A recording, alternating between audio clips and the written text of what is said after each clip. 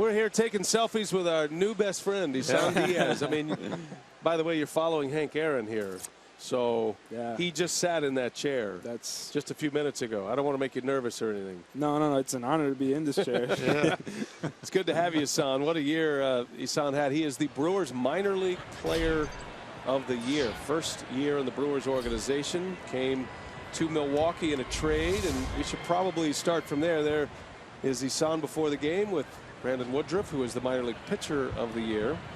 And so let's kind of begin from your beginnings with Milwaukee.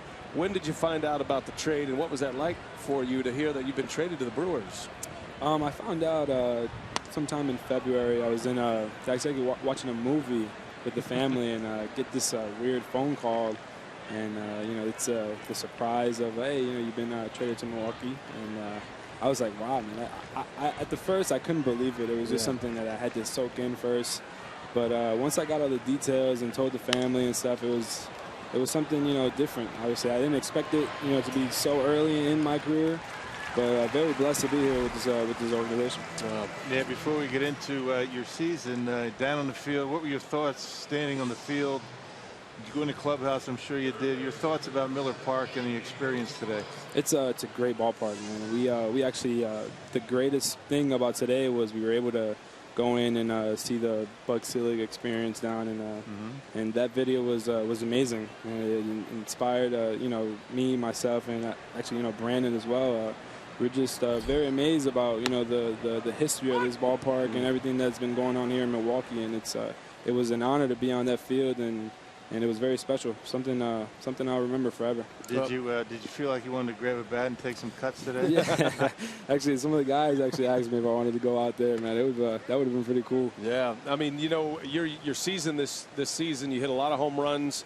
An infielder by trade, middle infielder who hits a lot of home runs, and you start to project forward. But your name has come up quite often on our broadcast.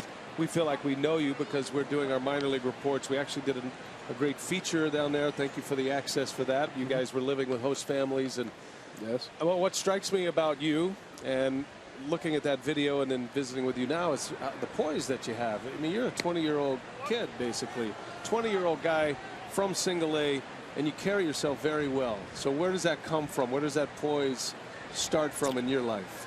I think it just well, my parents, my father's you know, he thrives on things like this, and you know, he knows how to be in the moment, you know, and just enjoying the moment. It's you know, it's a once in a lifetime thing, and you know, we've actually gone over it.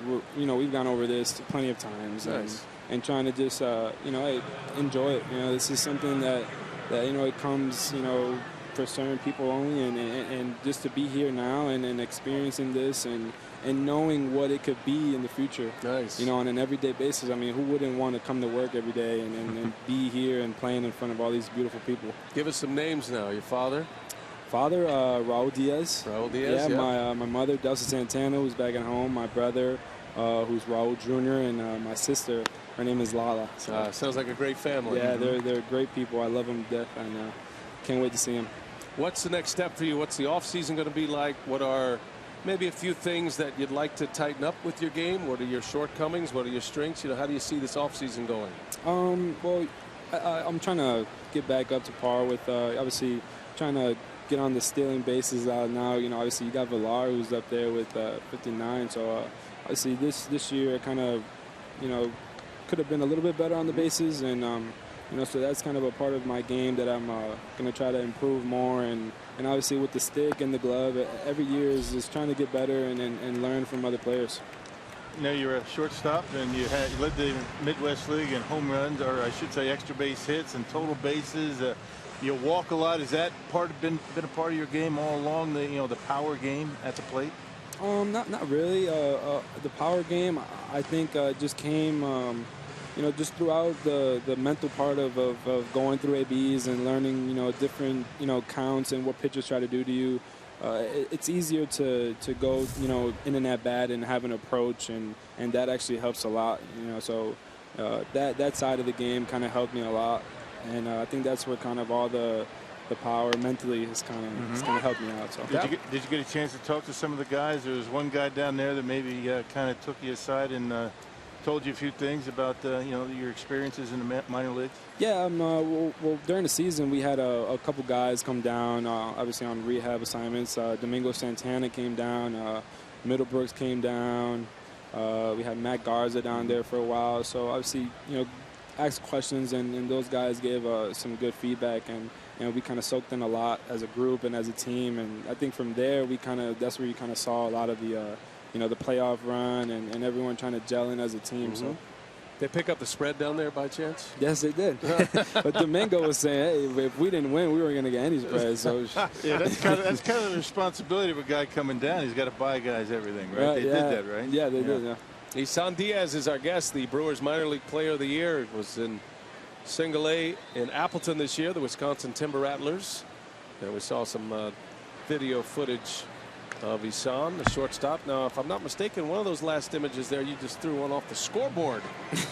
You went off the scoreboard home run. Yeah, is that a regular thing for you? That's pretty good pop opposite field. Yeah, well, I kind of try to focus more on that side of the field and try to work over there. And that one, man, that just kind of took off. It was nice. So it was that one felt good. Wind was blowing in too, I heard. You got it off the end of the bat. That's what you got to say. Missed that one. Almost got it on the sweet spot. Hernan Iribarren at the plate for the Reds. Youngman steps off, a 3-2 count. Well, this we hear a lot about Matt Erickson, the manager of the Timber Rattlers. We've interacted with him on occasion throughout the years. Seems like a real managerial prospect. The runner goes, a swing and a miss. The throw is late. Youngman will pick up a strikeout. But that'll be a stolen base for Suarez. And just tell us a little bit about your manager, maybe the coaching staff there, and tell the fans what they are like and what it's like playing baseball in Wisconsin. It's great. I mean, Matty's he's a great guy. He's just overall, he's just very open with the team, and he's always very encouraging and always just trying to have fun. Our hitting coach, Al LaBeouf, and Chucky Caulfield, those guys, they're just great. They teach you the right way and the things to do, to better yourself as a player and as a person. And this year has been great, throughout the whole season, going up against, tough pitchers out there and learning from them. And it's been great having Matty and Chucky and Buffy around, and hopefully I get to see him soon. Do you guys get a sense for what's going on here in Milwaukee with the big league club? I mean, you're following the papers. I mean, off days, you ever get down here to the ballpark? Yeah, I came a couple times with some of the teammates when we had the chance to come down and catch a couple of games. That was this year was my first time ever coming to Miller Park, and when I first stepped in the park and just admiring the field, it was unbelievable. It is nice. Yeah, that big league atmosphere, and hopefully you'll be here one day. And the fact that you've already been involved in a trade with so many major leaguers, I know that has to mean something to you, that the Brewers really held out for you. You were one of the key pieces. I don't know if they've shared that with you, but they've shared it with us. And as you emerge through the organization and end up as the Player of the Year, the story goes that the Gene Segura deal, Tyler Wagner to the Diamondbacks, coming back from Arizona was Aaron Hill. And this was one of those trades that Isan Diaz was the name that they were going to stick with until they got it done.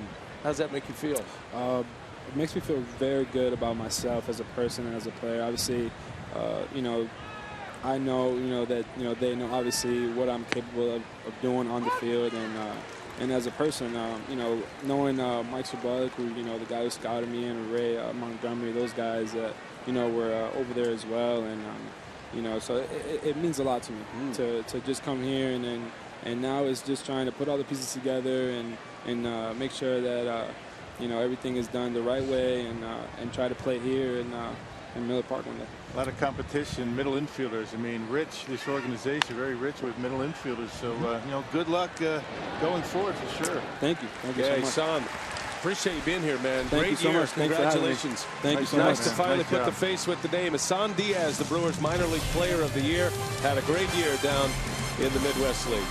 Good job. Thank you. Thank you so much.